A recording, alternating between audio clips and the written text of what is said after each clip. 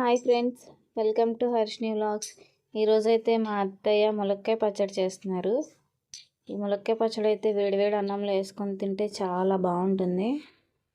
First దానికోసం అయితే ములక్కాయలు తీసుకుని ఇలా చిన్న చిన్నగా కట్ చేసుకోవాలి. తర్వాత ఒక గిన్నె పెట్టుకుని దాంట్లో ఆయిల్ వేసి ఇలా ములక్కాయ ముక్కల్ని ఫ్రై చేసుకోవాలి. ఇప్పుడు దానికోసం అయితే మళ్ళీ మెంతుపిండి, ఆవపిండి, వెల్లుల్లిపాయలు, చింతపండు గుజ్జు రెడీ చేసుకోవాలి. చూడండి, అవి రెడీ చేసుకునే లోపు ఇవైతే ఫ్రై అవుతాయి. ఇలా తీసేసుకోవాలి. ఇలా అన్ని ములక్కాయ ముక్కలు ఫ్రై అయిన తర్వాత ఒక ప్లేట్లోకి తీసేసుకొని ఉంచుకోవాలి. ములక్కాయ పచ్చడి, ఉసిరికాయ పచ్చడి, చికెన్ పచ్చడి ఇలా అన్నీ మా అత్తయ్య గారే ఓన్గా ప్రిపేర్ చేస్తారు. చాలా బాగుంటుంది.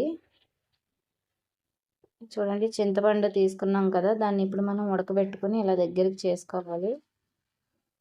ఇప్పుడు పచ్చడి ప్రిపేర్ చేయడానికి ఆయిల్ వేసుకుని అది హీట్ అయిన తర్వాత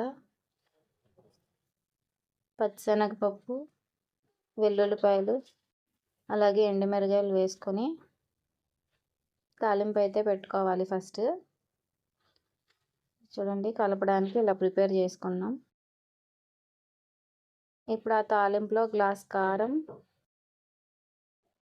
కొంచెం సాల్ట్ మనం సరిపోయినంత మాత్రమే వేసుకోవాలి. మెంతిపిండి 2 స్పూన్లు, అలాగే ఆవాల పిండి 1 స్పూను,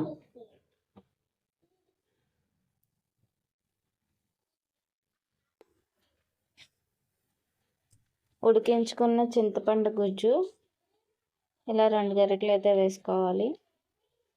కొంచెం ఆయిల్ వేసి మొత్తం అంతా కలుపుకోవాలి. కలుపుకున్న తర్వాత ములక్కాయ ముక్కలు వేసేసుకొని బాగా కలుపుకోవాలి. ఇలా బాగా కలుపుకున్న తర్వాత ఒక డబ్బాలోకి తీసుకొని మనం పెట్టేసుకోవాలి. అంతే, సింపుల్గా ఇంట్లోనే మనకు నచ్చిన పచ్చడి ఇలా చేసేసుకోవచ్చు.